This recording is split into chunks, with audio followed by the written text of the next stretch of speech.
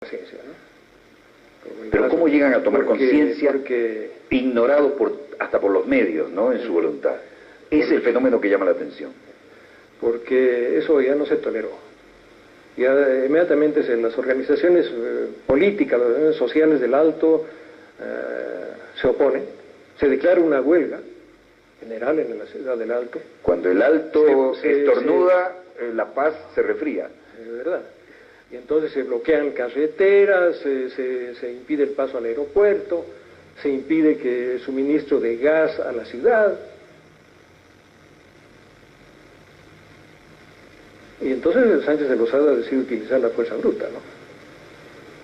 Y entran a la ciudad del Alto militares y policías a reprimir incluso con munición de guerra.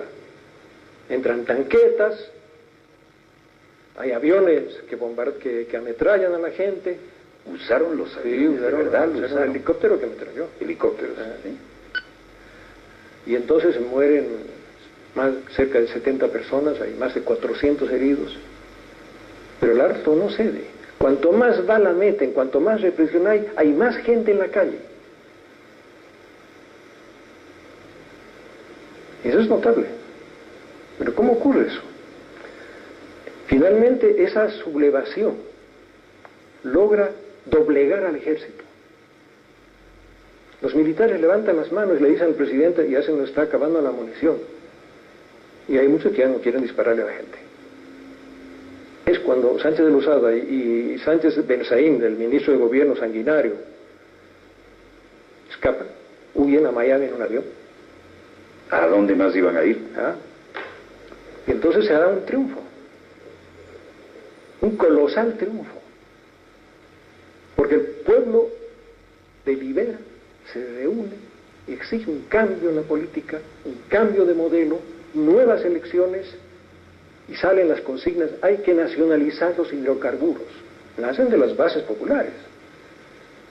Hay que organizar una asamblea constituyente, recogiendo el grito de los pueblos indígenas de las tierras bajas. Necesitamos refundar Bolivia. Y se abre este gran proceso nuevo, que permite en esas otras elecciones que los indios por primera vez van a votar por ellos mismos. Y por eso gana don Evo Morales. Enhorabuena. Pero ahora lo importante es ver, pero ¿cómo es que se produce este proceso de sublevación tan eficaz?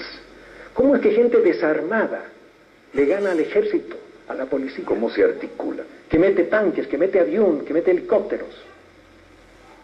¿Cómo enfrentan? Sin un partido político, sin un líder que dirija. El pueblo solo. Es notable.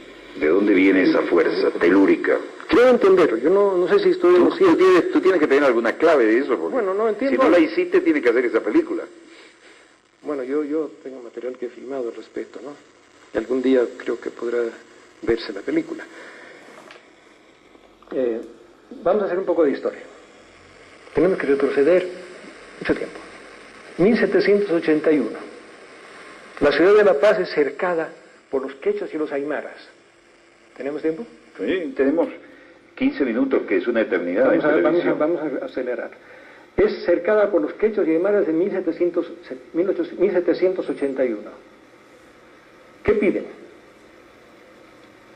7 meses dura el cerco. Muere la mitad de la población de la ciudad de La Paz.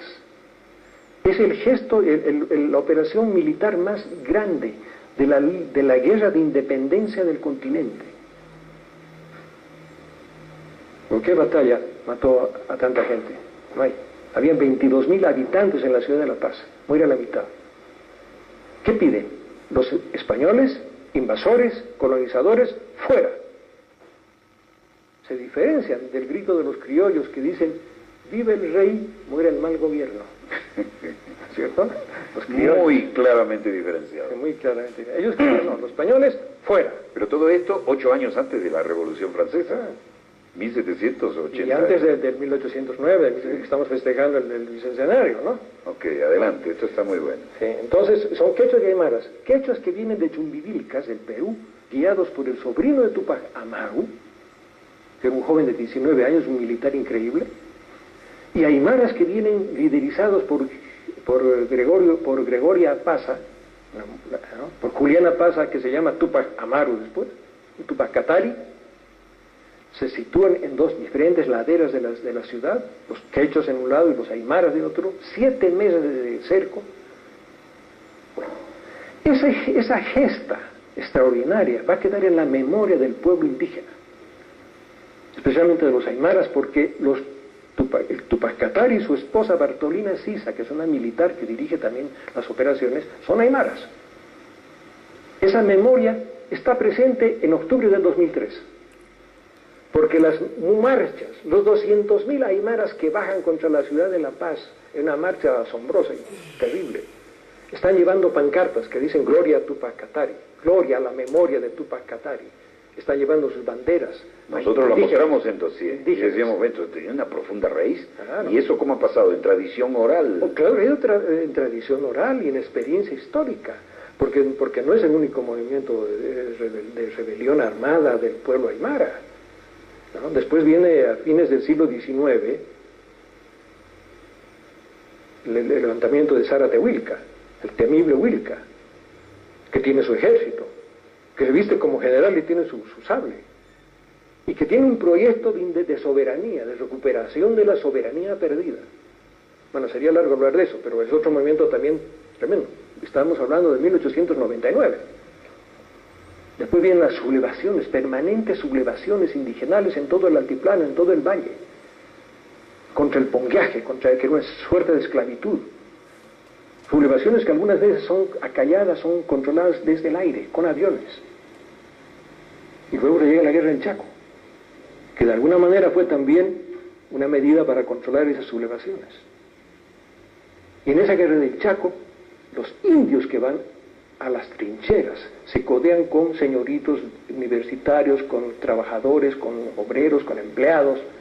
La guerra iguala en las líneas. Y transmite la tierra para los indios. Hay que nacionalizar las minas, hay que tener voto universal.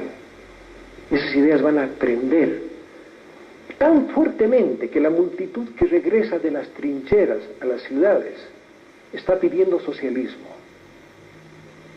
Y el primer gobierno militar, los militares de la guerra, los jefes militares que toman el poder, inmediatamente terminada la guerra, instalan un gobierno socialista militar, que hace conquistas concretas, nacionaliza el petróleo del Standard Oil, yacimientos petrolíferos fiscales bolivianos, nace en ese gobierno socialista que le quita el petróleo a la Standard Oil.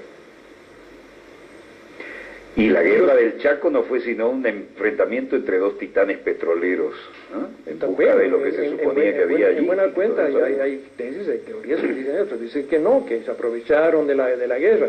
Es una larga historia, porque ya el enfrentamiento viene, los problemas entre Bolivia y Paraguay por el Chaco datan de mucho antes de que aparezcan las petroleras.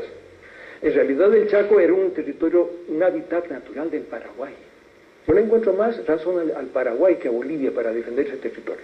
Bolivia estaba muy lejos de allá. Mi primera lección de antiimperialismo la recibí de un cura paraguayo en un colegio de la alta burguesía, que además era el capellán de asalto que iba en primera línea, sin insignias, ningún oficial llevaba insignias, la camisa anudada, el machete, el arma, y le iba dando, decía, yo formé a la crema de la sociedad de mi país en Asunción, y ahora le estoy dando la extrema unción en la primera línea de la infantería, y están muriendo por los intereses del petróleo.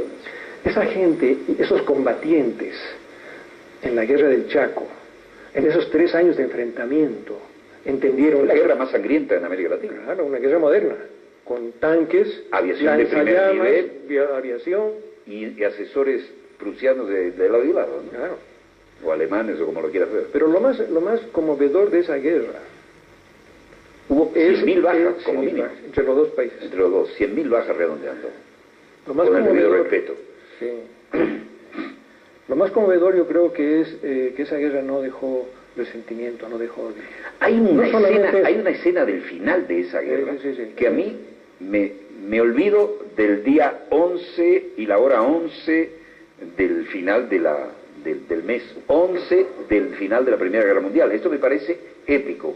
Cuéntanos esa escena de cómo fue el final y el reencuentro de los hermanos bolivianos y paraguayos, paraguayos y bolivianos, al terminar esa guerra fratricida? Mira, durante el desarrollo de la guerra se dieron muchas manifestaciones de simpatía entre bolivianos y paraguayos, a pesar de la brutalidad de la guerra. Se daba el caso, por ejemplo, en la trinchera, de pronto los bolivianos escuchaban de otro lado de la trinchera a los paraguayos que ni siquiera los